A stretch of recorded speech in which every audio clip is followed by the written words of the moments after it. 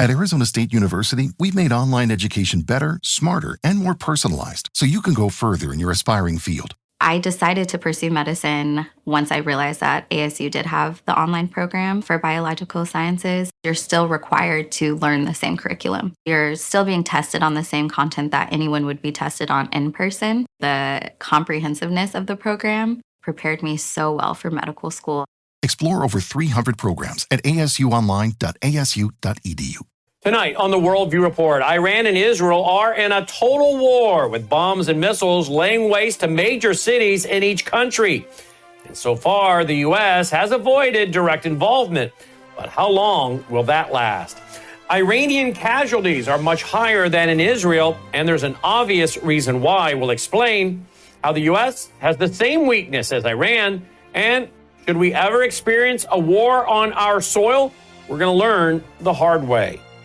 A man wanted for a politically motivated shooting in Minnesota gets arrested following an extended manhunt. We'll take a look at the man behind the riots engulfing American cities. All these stories and more as the Worldview Report begins right now.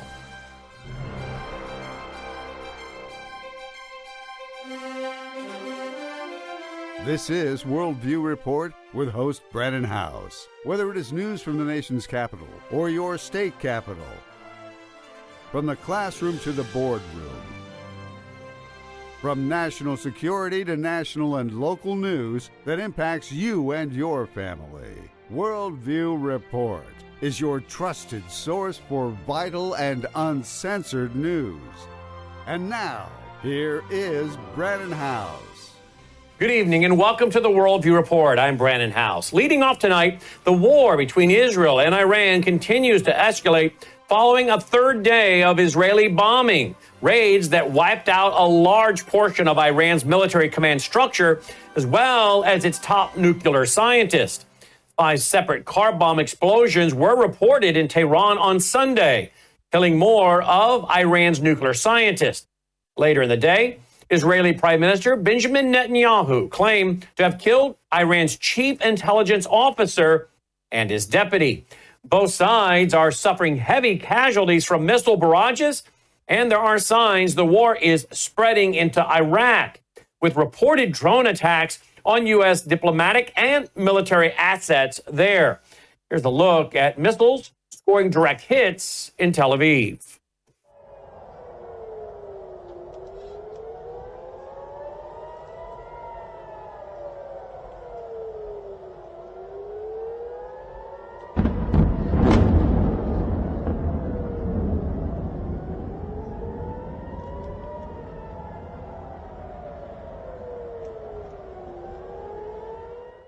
Meanwhile, Iranians keep shouting death to Khomeini, while Tehran burns from Israeli bombardments. Watch this.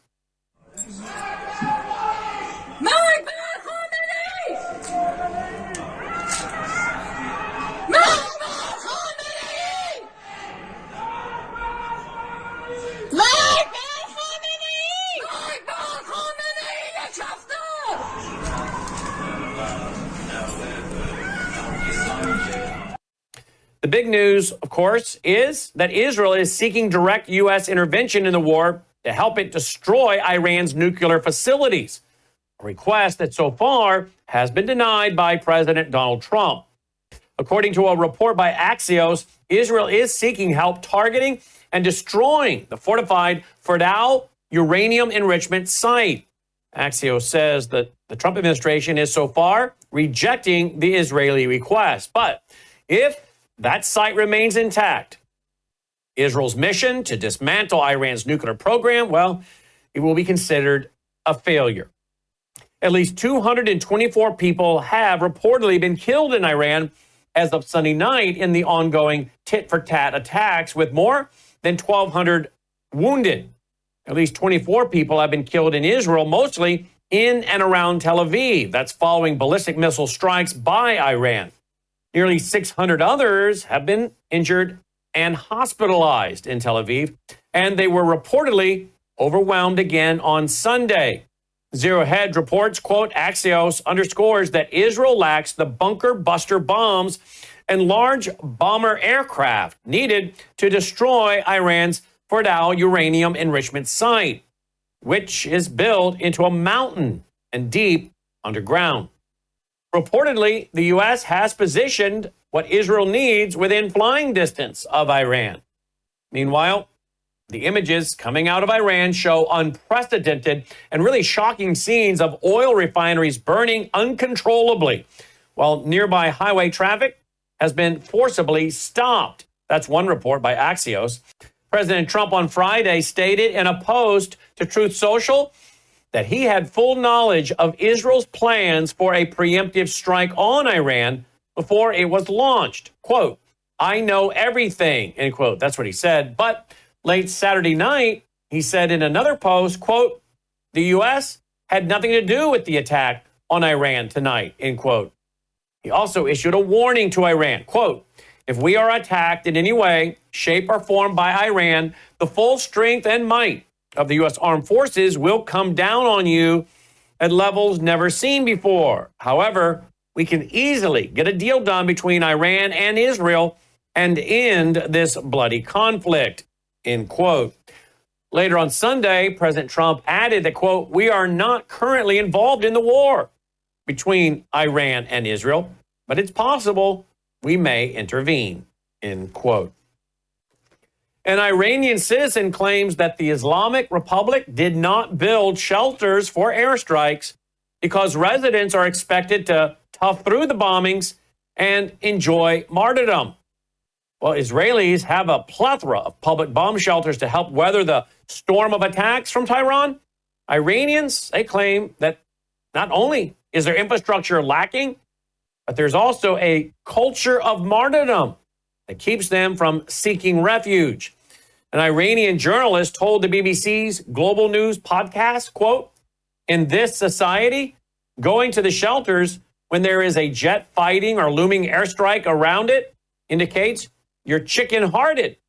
So you should be brave and brace for the bombardments and enjoy martyrdom," end quote.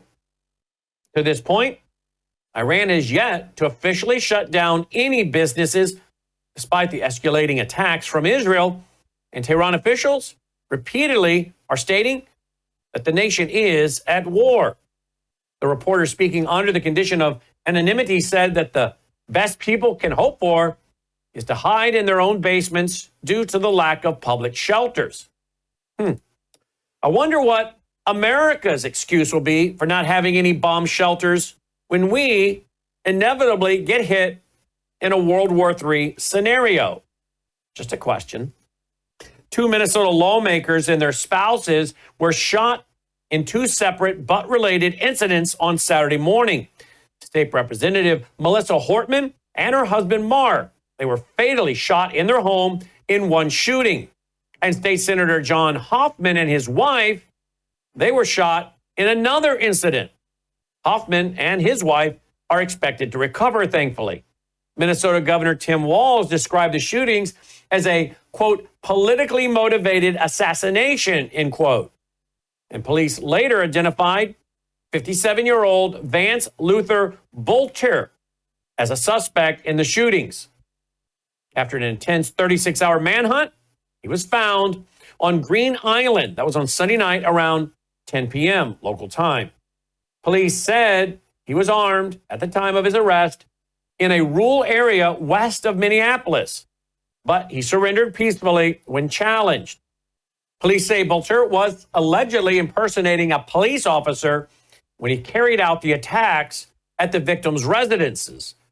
According to the New York Post, he runs a security company and has ties to the Middle East and Africa. That's what his online biographies showed. He lists himself on LinkedIn as the CEO of the Red Lion Group, which is based in the Democratic Republic of Congo. He also worked with Minnesota Africans United. That's a statewide organization working with African immigrants in the state. That's according to a now deleted biography on the group's website. In 2022, Bolter participated as a keynote speaker in his capacity as CEO of Red Lion Group for a seminar that was held jointly by the Democratic Republic of the Congo and the Minnesota Africans United and Global Minnesota. And there's a video. He claimed to have business ventures in fishing, farming, media, security, and motorcycle taxis, all within the DRC. Minnesota Africans United told the Post they never hired, paid, or contracted with Volter, and he never served in any official or unofficial capacity in the organization. Images shared by the FBI, well, they allegedly showed Volter wearing a creepy Halloween-style mask of a bald, wrinkly man. The Gateway Pundit reports that President Trump has ordered immigration and customs enforcement to halt raids on illegal aliens in agriculture, hotels, and restaurants, and to focus instead on criminals. The change comes after a post on Truth Social in which the president complained that business owners in those industries were losing their workers. Here's what he wrote on Thursday, quote, "Our great farmers and people in the hotel and leisure business have been stating that our very aggressive policy on immigration is taking very good long-time workers away from them, with those jobs being almost impossible to replace. This is not good. We must protect our farmers, but get the criminals out of the USA. Changes are coming," end quote. On Saturday, News Nation confirmed that ICE has been given new directives. Tatum King, a senior ICE official, said in a message to regional leaders that was obtained by the New York Times, quote, "Effective today, please hold on all work site enforcement investigations/operations on agriculture, including aquaculture and meat packing plants, restaurants, and operating hotels," end quote. King admitted that this change will lead to significantly fewer deportations. He wrote, quote, "We acknowledge that by taking this off the table, that we are eliminating a significant number of potential targets," end quote. And then the report added, quote, "The email explained that investigations involving human trafficking, money laundering, drug smuggling into these industries are okay. But it said, crucially, that agents were not to make arrests of non-criminal collaterals," a reference to people who are undocumented but who are not known to have committed any crime, end quote. The Department of Homeland Security confirmed that they are following the president's instructions. A DHS spokesperson said, quote, "We will follow the president's direction and continue to work to get the worst of the worst criminal illegal aliens off of America's streets," end quote. ICE raids in California and other states, well, they have prompted a wave of massive riots across the nation, as we all know. We'll be right back after this break.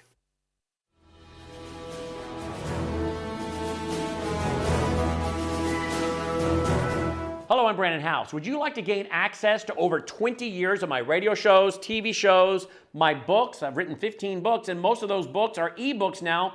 And we have conference DVDs, conferences where we filmed our conferences at the Ozarks, literally starting 20 years ago.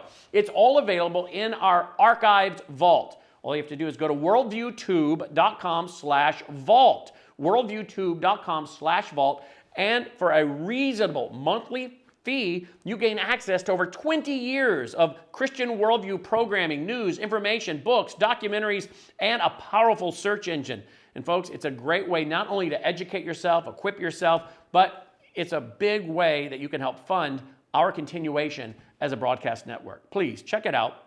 worldviewtube.com/vault, worldviewtube.com/vault, and help us continue pushing out a Christian worldview. Hello, I'm Brandon House. I want to thank you for all your support at wvwfoundation.com that helps make possible pushing out 24/7 content for free. Without your support, we'd have to put it all behind a paywall. But thanks to you and your support through our foundation, we're able to push it out for free as a broadcast service and broadcast ministry of WVW Foundation. Please consider going there and setting up an automatic monthly contribution, or go there and make an occasional contribution. If you prefer to support us through the mail, you'll find our mailing address there at wvwfoundation.com. You can also call and make your contribution over the phone by calling 901-825-0652. That's 901-825-0652. Again, all these details are available at wvwfoundation.com.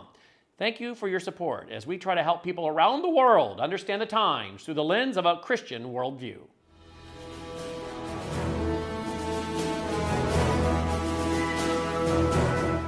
Welcome back from the break. Thank you for joining us tonight and every night. Hey, we were on the air for 2 hours on Saturday, reporting live with our reporter on the ground in Israel and our other experts, from Colonel Rob Maness to Hadia, depending on how you say it, formerly with the government in the State Department and other areas related to national security, Annie Cyrus, Leo Holman, and so many more. 2 hours on Saturday, and then another 2 hours on Sunday. So, folks, we work oftentimes very long hours, 7 days a week. We're normally 6 days a week, but when news breaks out, we're 7 days a week. Hey, if you appreciate all we do to try to help you stay informed and understand the times through the lens of a Christian worldview, would you support us? We do need your support. We push out an awful lot of programming absolutely free of charge as a broadcast service, education service, and ministry. Our biggest sponsor, one of them, is our foundation, which exists to help us do just that, push out programming for free. Many groups, they would put their 24/7 stream and all of their programs behind a paywall. Not us. We stream it out there free for everybody to watch, and then we put it up online at worldviewtube.com after it's broadcast for people to watch again or share with friends, or if they missed it, they can get caught up. So again, if you appreciate the fact we're trying to keep ministry and education front and center, we need your support. Don't forget, we also have a Sunday night church service brought to you by our foundation. This coming Sunday night, Lord willing, I'll be back as I continue teaching through the book of Revelation. I'm in Revelation chapter 17 now. That's 8 p.m. Central on Sunday nights at worldviewtube.com. So, thank you for your much needed support. Never underestimate even what $10, $20 a month can do, and added to the contributions of others. No, we're not full up on donations. Maybe some people think, well, they do such great high quality production and TV, they must have all the funds they need. Wrong. Yes, we're able to do a lot of this very, very economically, but we also try to do it professionally. But don't let our professional standards lead you to believe that somehow we just have it all taken care of. They must have everything they need. Look how professional they are. No, that's not the case at all. We have to have that daily, weekly, monthly support from our foundation to help us push it out for free. Otherwise, we have to literally consider putting it all behind a paywall. But we don't want to do that. And our bandwidth bill for people to watch for free and those files being stored digitally to be available on demand cost us, I don't know what, like $8,000 a month or more in total? That's what I'm told. That's the bills I see. It's outrageously expensive to give away free programming. It really is. Not to mention the production cost. So again, it's vital that we have your support at worldviewfoundation.com, worldviewfoundation.com. Appreciate your support. Thank you so much. You'll also find our mailing address there, by the way, if you prefer to support us through the mail. The Gateway Pundit also posted an article revealing how the anti-ICE riots that we talked about before the break that are engulfing Los Angeles are spreading to more than 25 American cities. And they're not spontaneous uprisings either. The mainstream media, well, they want you to believe that. Behind the burning cars, Mexican and Palestinian flags, and attacks on federal agents, well, there lies a sophisticated network, many researchers say, Chinese Communist Party-linked funding that threatens the very foundations of American sovereignty. A Shanghai-based American billionaire with documented ties to the Chinese Communist Party has reportedly been funneling millions of dollars into the radical organizations that are orchestrating these riots. That's according to ongoing congressional investigations and FBI probes. At the center of this operation is said to be Neville Roy Singham, an American tech billionaire who relocated to Shanghai after reportedly selling his company for $785 million in 2017. He is now the subject of federal investigations into foreign influence and illicit funding of radical groups operating inside the United States. That's what we're told. Singham has systematically built what investigators call an elaborate dark money network that they say allows him to send funds through a series of nonprofits with virtually no footprint. These shell organizations with names like United Community Fund and Justice Education Fund, we're told they operate from UPS store mailboxes while channeling millions to radical groups across America. Through this network, there are reports that Singham has funneled at least $275 million to groups worldwide that reportedly mix progressive advocacy with Chinese government talking points, including organizations directly involved in the LA riots. That's what's all over various conservative websites and statements, even by members of the U.S. Congress. We'll keep you posted as more news and information comes out. The Trump administration is preparing to expand its travel ban to an additional 36 countries. According to a memo viewed by the Washington Post, the State Department's looking at an expanded list that will include countries in Africa, Asia, and the Caribbean. You can see the list here. These countries, well, they include Angola and others as well. Cabo Verde, Cambodia, Cameroon, Democratic Republic of Congo, Ethiopia, Egypt. These are just a few. The list is quite extensive. I won't go through all of them. According to the Post, the memo, which was signed by Secretary of State Marco Rubio and sent on Saturday to U.S. diplomats, it said the governments of the listed nations were being given 60 days to meet new benchmarks and requirements established by the State Department. It was a deadline of 8 a.m. Wednesday for them to provide an initial action plan for meeting the requirements. Other reasons included the availability of citizenship by monetary investment without a requirement of residency. And there were claims of anti-Semitic and anti-American activity in the United States by people from these countries. It was not immediately clear when the proposed travel restrictions would be enforced if the demands were not met.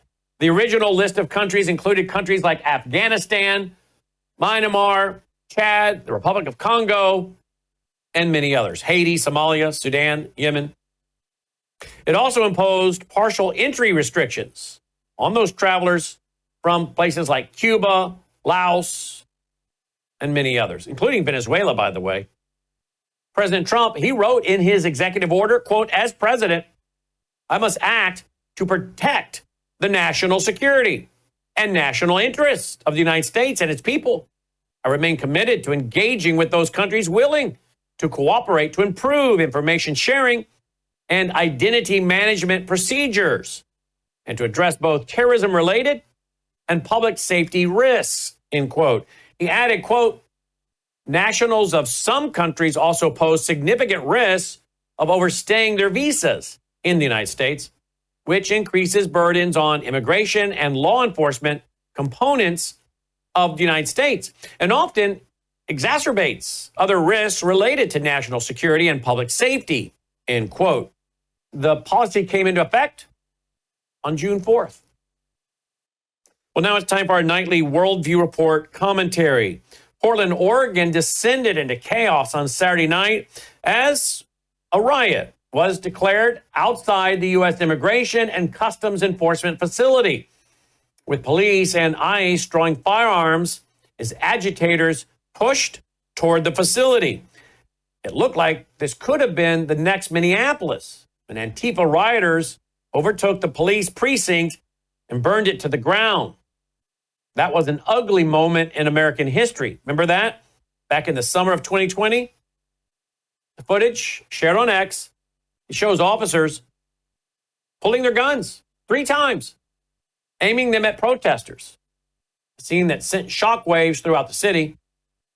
The New York Post, they reported that several officers were injured in the clash, with OPB detailing how the situation quickly escalated from a so-called peaceful protest to a full-blown riot. But then things, well, they took a turn. Watch this.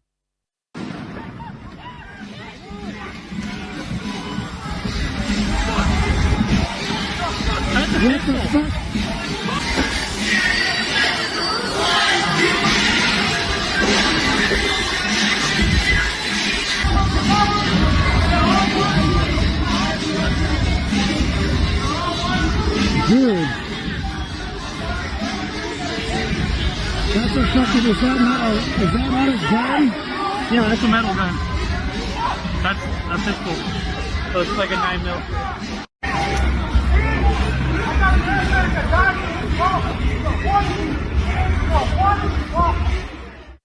Antifa militants in Portland, they were trying to organize direct actions against the local ICE facility. Unlike in the summer of 2020, the rioters actually met some resistance. The website USA Supreme was one of many to post the now viral video. Quote, "This isn't just about one night. It's part of a larger narrative of civil unrest. The anti-ICE protest sparked by Trump's immigration policies have spread nationwide, turning cities into battlegrounds. But in Portland, the response is different. The ICE officers, backed by local law enforcement, stand firm. Their actions a model for others," end quote. Police in blue cities, they stood down in 2020. They let the rioters do their thing. But this may be starting to change in many cities. And because of it, we did not see nearly the injuries or damage to property on Saturday and Saturday night that many of us expected when the nationwide No Kings protest kicked off. So we salute all the law enforcement and the National Guard troops that stood their ground and did not let these insane radicals take over buildings or burn them down like occurred in 2020. If we let them, these well-funded Marxists and anarchists, they will launch a revolution, well, that sadly could be accompanied by civil war. None of us want that. But that's their goal. That's what I think their goal really is. And that's the last thing, of course, America needs right now. We can't let them prevail. We need our police to confront them and confront them hard the very moment they turn from protesting, which is every American's right to do, by the way. But the moment they turn from protesting to rioting, it's time to stop them. And it's not hard to tell the difference. Well, that does it for this edition of the Worldview Report. As always, thank you for tuning in and supporting the broadcast. WorldviewFoundation.com, WorldviewFoundation.com. And don't forget, you'll find our phone number there if you want to contribute over the phone, and our mailing address if you prefer to contribute through the mail. WorldviewFoundation.com. Hey, also details on our 22nd annual national conference. This year, we're moving it to the Mid-South, here to Collierville, Tennessee. Full details, worldviewstore.com. There are only 350 seats. That's all we have in the theater this year that we've rented. Tickets available, worldviewstore.com. You'll also find out about our Thursday night banquet, foundation banquet on that Thursday night as well. All there, worldviewstore.com. So next time, I'm Brandon House. May God save America. Take care.